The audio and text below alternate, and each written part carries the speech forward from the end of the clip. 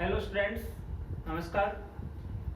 आज अपने super PMT classes में आज बायोलॉजी विषय का एक नया कोशिका विज्ञान यानी सेल बायोलॉजी का एक नया टॉपिक लेके आए हैं आज अपन। और अपना नया टॉपिक जो सेल बायोलॉजी का रहेगा वो है गोल्जी बॉडी, गोल्जी कॉम्प्लेक्स का अपना नया टॉपिक रहेगा। लास्ट अपना जो टॉपिक था वो क्लोरोप्लास्ट था और आज अपना नया टॉपिक रहेगा गोल्जी बॉडी।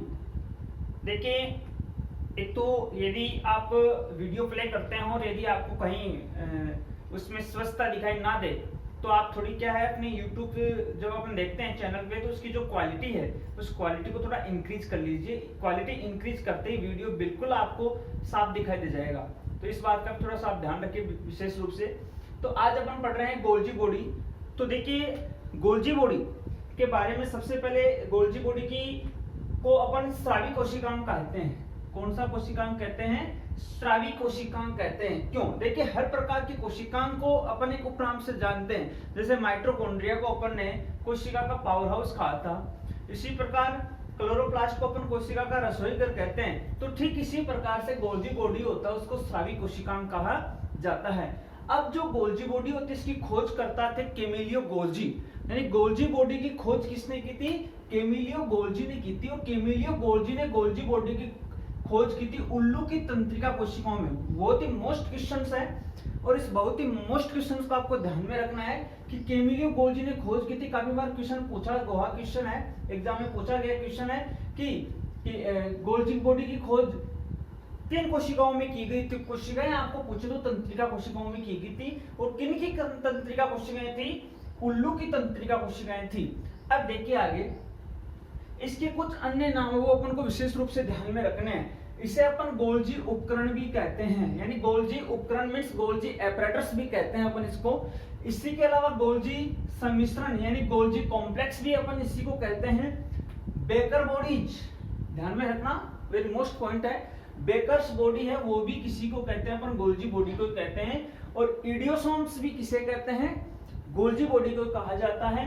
और लाइपोकॉन्ड्रिया भी किसे कहते हैं अपन? गोल्जी बॉडी को ही कहते हैं। ओके, नेक्स्ट मैं आपको बता देना चाहता हूं कि जो गोल्जी बॉडी है, ये गोल्जी बॉडी को अपन क्या कहते हैं? प्लियोमॉर्फिक सेल ऑर्गेनेल्स कहा जाता है। यानी इसे प्लियोमॉर्फिक, बहुत ही मोस्ट टॉपिक का पॉइंट है, प्लियोमॉर्फिक कोशिकांग कहते हैं अपन इसे। क्यों कहते हैं इस बात का ध्यान में रखना कि हर एक जीव की जो कोशिका होती है उस हर एक कोशिका में गोल्जी काय की जो स्ट्रक्चर है, गोल्जी काय की जो संरचना है वो क्या होती रहती है? चेंज होती रहती है, मतलब अलग अलग होती है। तो अलग अलग संरचना होने के कारण प्लियोमॉर्फिक मीन्स एक प्रकार का क्या हो गया? बहुरूपी हुआ कि नहीं हुआ? अरे हो गया ना। तो इसको प्लियोमॉर्फिक कहा जाता है। किसको? गोल्जी काय को कहा जाता है। क्यों कहा जाता है? क्योंकि हर एक कोशिका में, हर एक अलग कोशिका में इसकी जो संरचना है वो क्या होती है? अलग अलग होती है। नोटेट कर लिया होगा। अब मैं आपको बताना चाहता हूं, नेक्स्ट पॉइंट अपन चलते हैं आगे। सभी जो प्रोकैरियोटिक कोशिकाएं होती हैं, यहां नोटेट किया हुआ है मेरा बिल्कुल, सभी प्रोकैरियोटिक कोशिकाओं में क्या होता है? गोल्जी बॉडी एब्सेंट होता है, अनुपस्थित होता है। जितने टोटल प्रोकैरियोटिक कोशिकाएं होती हैं उनमें गोल्जी बॉडी एब्सेंट होता है। और लेकिन सभी यूकैरियोटिक कोशिकाओं में क्या होता है? प्रेजेंट होता है। सभी यूकैरियोटिक कोशिकाओं में उपस्थित होता है। अब क्वेश्चन यहीं से बनना है, क्योंकि प्रोकैरियोट्स में तो एब्सेंट है तो क्वेश्चन से नहीं बनना है। यूकैरियोट्स में प्रेजेंट है लेकिन वहां कुछ आपको एक्सेप्शन दिखाई दे रहे हैं। यहाँ आपको अपवाद लिखा हुआ है। कौन कौन से अपवाद है वो देखिए। एक यहाँ लिखा हुआ मानव की आरबीसी, जो मनुष्य के जो रक्ताणु हैं, जो इरिथ्रोसाइट सेल्स हैं, तो उन आरबीसी में गोल्जी बॉडी है वो क्या होता है? एब्सेंट होता है। क्या होता है? गोल्जी बॉडी एब्सेंट होता है। चालनी नलिकाएं, चालनी नलिकाएं किन में पाई जाती हैं? जब अपन फ्लोएम उत्तक पढ़ेंगे पादपों का तो फ्लोएम उत्तक होगा। फ्लोएम में जो उसके जो घटक हैं उनमें जैसे सहकोशिकाएं, चालनी नलिकाएं हैं, तो उन चालनी नलिकाओं में भी गोल्जी काय होता है वो क्या होता है? एब्सेंट होता है। और टोटल जो कवक हैं, जो फंजाई हैं, उन फंजाई में भी क्या होता है, गोल्जी बॉडी एब्सेंट होता है। और ध्यान रखना, वेरी मोस्ट पॉइंट, ब्रायोफाइट्स और टेरिडोफाइट्स के जो युग्मक है, जो गेमेट है उनके, उन गेमेट्स में भी क्या होता है, गोल्जी बॉडी एब्सेंट होता है। किनमें? ब्रायोफाइट्स एंड टेरिडोफाइट्स के गेमेट्स में भी गोल्जी बॉडी है वो एब्सेंट होता है। तो ये बहुत ही मोस्ट पॉइंट्स मैं यहाँ आपको जो अपवाद वाले बताए हैं उनको विशेष रूप से ध्यान में रखना, क्योंकि यहाँ से क्वेश्चन बनना स्वाभाविक ही है। अब अपन आगे बात करते हैं नेक्स्ट। यहाँ आगे आपको टॉपिक दिया हुआ है कि गोल्जी बॉडी की स्ट्रक्चर क्या है, गोल्जी बॉडी की संरचना क्या है। तो देखिए ये आपके सामने गोल्जी बॉडी की स्ट्रक्चर है।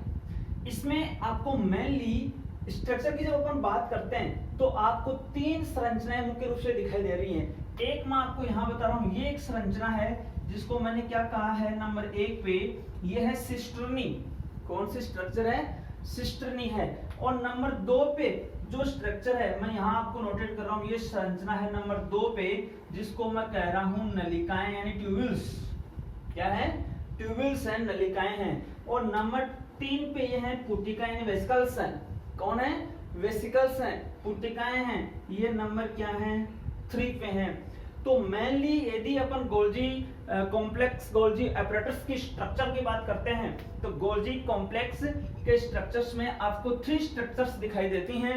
नंबर 1 पे सिस्टर्नी, नंबर 2 पे आपको दिखाई देगी ट्यूबुल्स यानी नलिकाएं, और नंबर 3 पे आपको दिखाई देगी पुटिका यानी वेसिकल्स दिखाई देंगी। तो 3 जो मेन स्ट्रक्चर्स हैं, जो उसके कंपोनेंट्स हैं, वो मिलकर के गोल्जी कॉम्प्लेक्स की स्ट्रक्चर बनाते हैं। अब ध्यान देना, यहाँ आपको मेनली डायग्राम में बता रहा हूँ आपको 2 पॉइंट्स आपको ध्यान में रखने हैं। एक यहाँ मैंने लिखा है अवतल सतह है। ये कौन सी सतह है? अवतल सतह है। और यहाँ मैंने लिखा है उत्तल सतह। ये कौन सी सतह है? उत्तल सतह है। अवतल और उत्तल सतह क्या है? देखिए ये एक बार आप pay to attention on blackboard. ये जो स्ट्रक्चर है यहाँ पे, इसमें देखिए ये आपको ऐसी स्ट्रक्चर दिखाई दे रही है यूं। ये जो स्ट्रक्चर दिखाई दे रही है, यूं स्ट्रक्चर आपको जो दिखाई दे रही है इस प्रकार की, वो कहलाती है अवतल सतह है। कौन सी सतह कहलाती है? अवतल। और ये जो नीचे वाली सतह आपको दिखाई देगी, ये कौन सी सतह कहलाएगी? उत्तल सतह कहलाएगी। कौन सी? उत्तल। ये कौन सी होगी? अवतल। और ये कौन सी होगी? उत्तल। तो देखिए सेम आपको सिस्टर्नी की जो स्ट्रक्चर है वो आपको ऐसी की ऐसी दिखाई दे रही है। ये सतह आपको कौन सी दिखाई देगी? अवतल सतह। और ये सतह आपको कौन सी दिखाई देगी?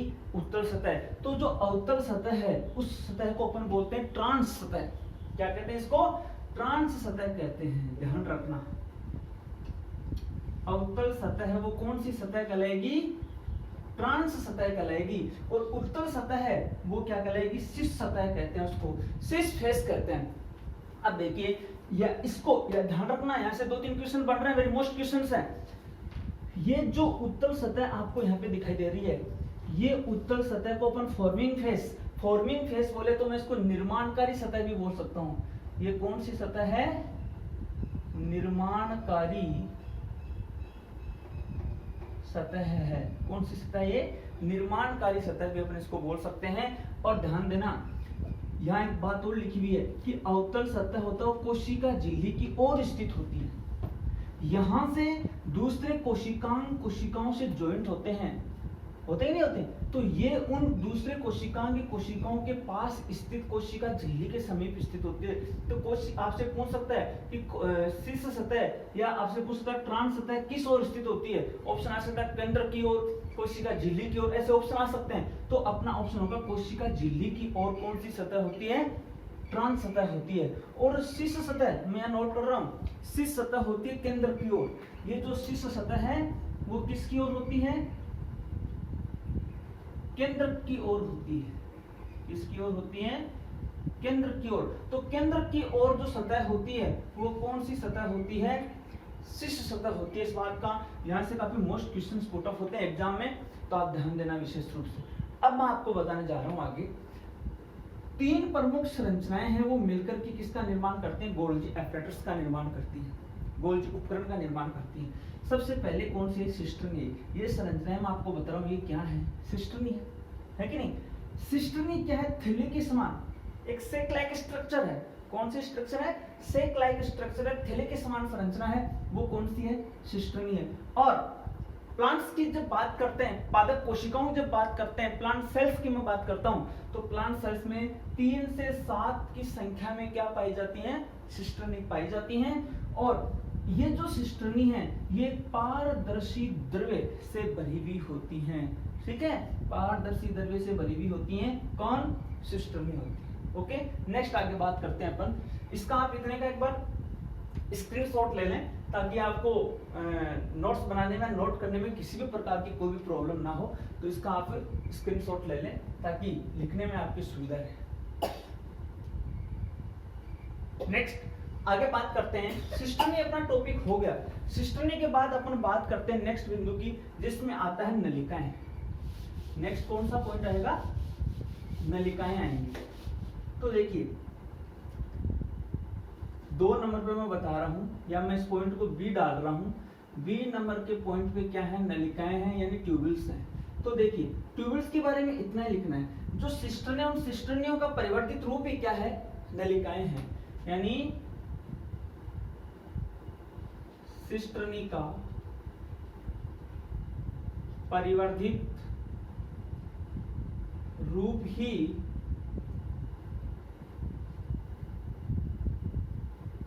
नलिकाएं हैं। ओके, और लास्ट का जरूर ध्यान रखना, सी कौन सी है? पुटिकाएं, वेसिकल्स। जो पुटिकाएं हैं, जो वेसिकल्स हैं, वो क्या हैं? ये जो पुटिकाएं हैं, वेसिकल्स हैं, उसमें इतना ध्यान रखना कि जो नलिकाएं हैं, उन नलिकाओं में मेनली जो आप इतना ध्यान रखना कि नलिकाओं में मुकुलन होता है। ये जो नलिकाएं हैं, इनमें मुकुलन की प्रक्रिया की जो बडिंग की प्रोसेस होती है, मुकुल बनता है, बड बनता है। तो नलिकाओं में बडिंग की प्रक्रिया के तहत ही किसका निर्माण हो जाता है? पुटिकाओं का निर्माण हो जाता है। इतना ध्यान रखना। तो नलिकाओं में मुकुलन से पुटिकाएं विकसित होती हैं। बस इतना ध्यान रखना। तो ये अपनी स्ट्रक्चर थी किसकी? गोल्जी एपरेटस की, या गोल्जी काहे की? गोल्जी कॉम्प्लेक्स की। अब अपन पढ़ रहे हैं इसके फंक्शन, यानी कार्य क्या क्या है गोल्जी काहे की। तो वो मैं आपको यहां बताने जा रहा हूं।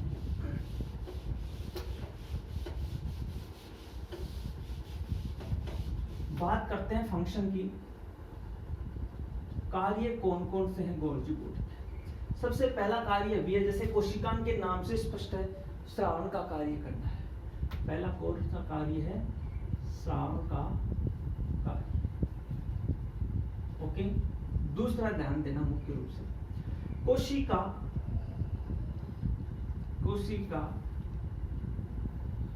पट का निर्माण या कोशिका प्लेट के निर्माण। क्या होती है कोशिका पट या कोशिका प्लेट? जब अपन कोशिका विभाजन का टॉपिक पढ़ेंगे तब आपको इसे डिटेल से समझ में आएगी ये बात। कोशिकाओं का विभाजन होता है, तो कोशिकाओं के विभाजन के तहत कोशिका द्रव्य का जब विभाजन होता है, तो जब एक कोशिका उस कोशिका द्रव्य का विभाजन होता है, तो बीच में क्या बन जाती है? पादप कोशिकाओं में कोशिका प्लेट बन जाती है। बनती कि नहीं बनती है? और कोशिका प्लेट बन जाने के कारण क्या हो जाता है? कोशिका द्रव्य का विभाजन हो जाता है, और ये कोशिका प्लेट का निर्माण होता है, पट का निर्माण होता है। उसके लिए भी उत्तरदायी कौन होता है? गोल्जी काय होता है। नेक्स्ट मैं आपको बता देना चाहता हूं, लाइसोसोम के निर्माण में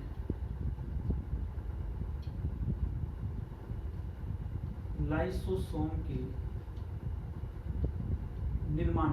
तो लाइसोसोम के निर्माण का मतलब क्या हुआ कि लाइसोसोम कोशिकांग है, अब जिसको अपन suicidal bag of the cell कहते हैं। तो लाइसोसोम के निर्माण के लिए भी गोल्जी काय महत्वपूर्ण। आगे अपन लाइसोसोम पढ़ेंगे तब बताऊंगा मैं कि कैसे गोल्जी काय लाइसोसोम के निर्माण के लिए अपनी महत्वपूर्ण भूमिका अदा करता है, वो मैं आपको क्लियरली बताऊंगा। तो लाइसोसोम के निर्माण में भी गोल्जी काय की महत्वपूर्ण भूमिका होती है। और नेक्स्ट है शुक्राणु के शीर्ष भाग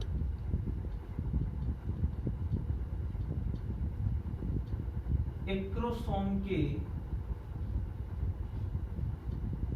निर्माण में, काफी मोस्ट क्वेश्चन एग्जाम में बहुत बार ऐसा क्वेश्चन पूछा हुआ है कि शुक्राणु के शीर्ष भाग यानी एक्रोसोम के निर्माण में कौन से कोशिकांग की महत्वपूर्ण भूमिका होती है। तो देखिए मनुष्य का जो शुक्राणु होता है, ये जो शुक्राणु है, शुक्राणु का ये जो पार्ट है, टिप पार्ट ये, और ये जो पार्ट आपको यहाँ दिखाई देता है जहाँ एक्रोसोमल कण पाया जाता है, इस एक्रोसोमल कण के कारण ये जो भाग आपको दिखाई देता है जिसको अपन एक्रोसोम बोलते हैं या जिसको अपन अग्रपिंडक बोलते हैं, ये भी ध्यान रखना कि यदि आपके क्वेश्चंस में एक्रोसोम न आकर के अग्रपिंडक वर्ड आ जाए तो भी कोई दिक्कत नहीं है। एक्रोसोम को क्या कहते हैं अपन, अग्रपिंडक कहते हैं। तो शुक्राणु के एक्रोसोम भाग शीर्ष भाग होता है, टॉप पार्ट होता है, हेड पार्ट होता है, उसके निर्माण में भी इसकी क्या होती है, महत्वपूर्ण भूमिका होती है।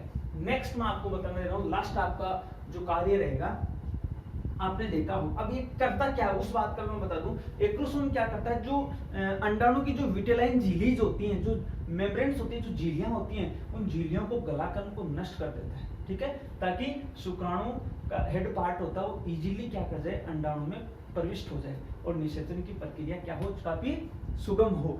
आगे अपन लास्ट पढ़ रहे हैं, अंडाणु है, अंडाणु की पित्तक, अंडाणु की पित्तक झिल्ली के निर्माण में, ये भी बहुत मोस्ट बात है कि जो ओवम होता है, फीमेल अंडा होता है, अंडाणु होता है, तो उस अंडाणु की जो पित्तक झिल्ली होती है, उस पित्तक झिल्ली के निर्माण में भी क्या होता है, गोल्जी बॉडी का मेन रोल है। तो प्रिय स्टूडेंट्स आपको ये बात ध्यान में रखनी, जो फंक्शंस की बात है, जैसे लाइसोसोम का निर्माण है, अग्रपिंडक का निर्माण है, कोशिका पट का निर्माण है, स्रावी कोशिका तो नाम से स्पष्ट है ये, और अंडाणु की पित्तक झिल्ली के निर्माण में भी क्या होती है, गोल्जिका की महत्वपूर्ण भूमिका होती है। तो इस प्रकार गोल्जिका का जो अपना टॉपिक है वो कंप्लीट होता है। बाकी अपन नेक्स्ट जो वीडियो जाएंगे उनमें नेक्स्ट कोशिकांग है उनके बारे में बात करेंगे। आज इतना ही, धन्यवाद।